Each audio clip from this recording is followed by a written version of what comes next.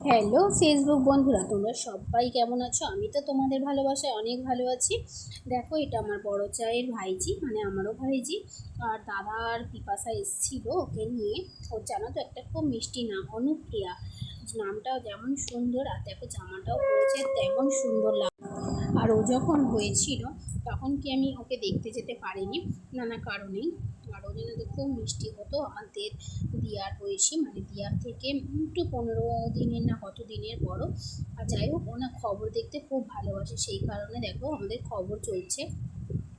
দাদা বলছিল ও খবর চললে নাকি ঘুম থেকে উঠে পড়ে, সেই কারণেই খবর চালিয়ে দেওয়া হয়েছিল। আর ও কিন্তু খবর দেখছিল, আর ও এসেছিল, আমাদের বেশ সময়টা কেটে গেছিলো। আর ওকে না আমি শুধুমাত্রই বলে যাচ্ছিলাম গুড়িয়া গুড়িয়া, যেহেতু আমাদের গুড়িয়াকে আমি, মানে দিয়াকে গুড়িয়া বলি, সেই কারণে কিন্তু আমি ওকেও গুড়িয়া বলতে যাচ্ছিলাম। কিন্তু ও তো আমার ভাইজি হবে।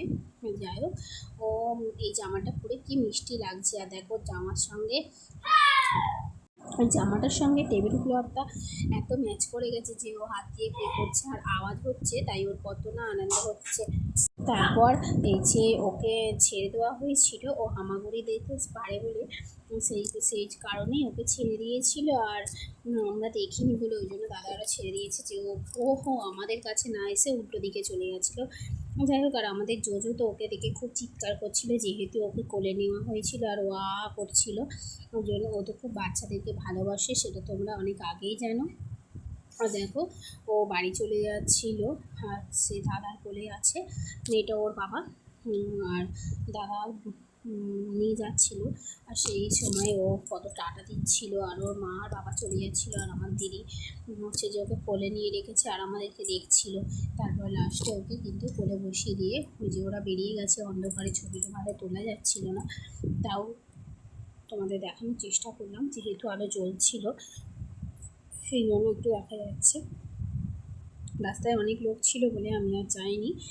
নানা ধরনের নানা লোকের কথা বুঝতেই পারছো। আর আমার ছেলে গেছিলো মেলায়, ও যেহেতু মেলায় গেছিলো। আর দেখো, এই ভিডিওটা তোমাদেরকে একটা ছোট্ট রিলস ভিডিও দিয়েছিলাম, আমার জন্য একটা জিলাপি এনেছে।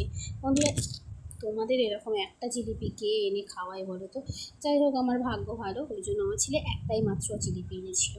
তারপর দেখো, এই সমস্ত কেটে যাওয়ার পর কিন্তু চলে এসেছিলো আজ বিপত্তারিণীর উপোস।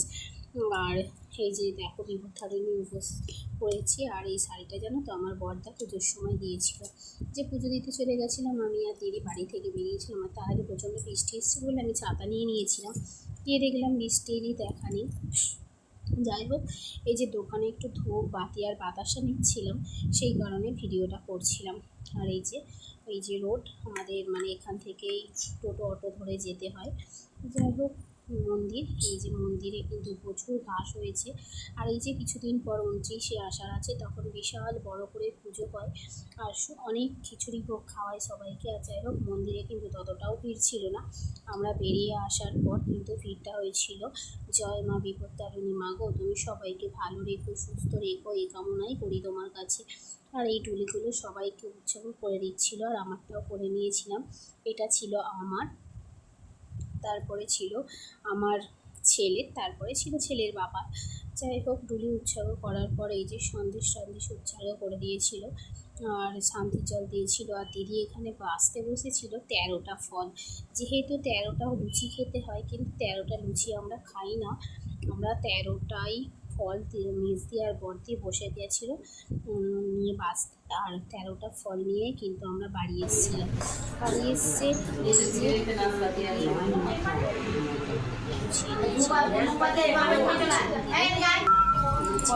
পেয়ারা নেওয়ার জন্য বলছিলাম। আর তারপর নেওয়ার পর বরকে মেজদিকে বেঁধে দিয়েছিল, আর মেজদির বরদিকে বেঁধে দিয়ে যাওয়ার পর তারপর আমাকে দিদি বেঁধে দেবে বলে এই যে খুলছিল, আর দিদি আমাকে বেঁধে দিয়েছিল।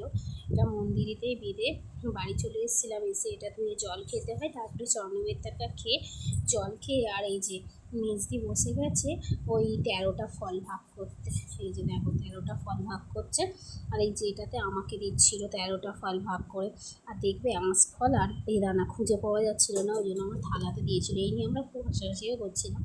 যাই হোক, খাওয়া দাওয়ার পর্ব চললো। তারপর ফল খাওয়ার পর চলে এসেছিলাম কাবলি ছোলা, সিমুই আর লুচি আর ফুলকপি আলুর তরকারি। ভিডিওটা কেমন লাগলো অবশ্যই লাইক কমেন্ট দিও বন্ধু।